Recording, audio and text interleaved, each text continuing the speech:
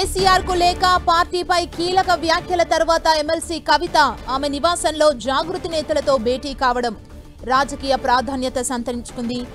Singareni area జాగృతి శ్రేణులతో ప్రత్యేకంగా సమావేశమైన కవిత కార్మికుల సంక్షేమమే లక్ష్యంగా కార్యాచరణ రూపొందిస్తున్నామన్నారు. అంతేకాదు టీబీ జీకేఎస్తో సమన్వయం చేసుకుంటూ పనిచేస్తున్నామని తెలిపారు కవిత.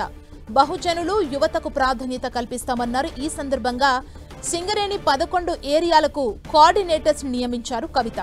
సింగరేణి ప్రాంతంలో తెలంగాణ జాగృతి ప్రత్యేక కార్యక్రమాలు చేపడతామన్నారు.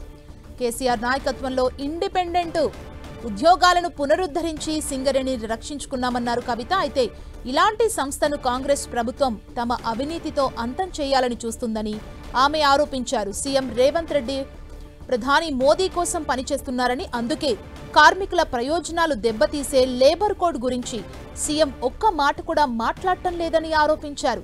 కవిత నివాసంలో జరిగిన ఈ సమావేశానికి 200 మంది జాగృతి నేతలు, కార్యకర్తలు హాజరైనట్లు తెలుస్తోంది.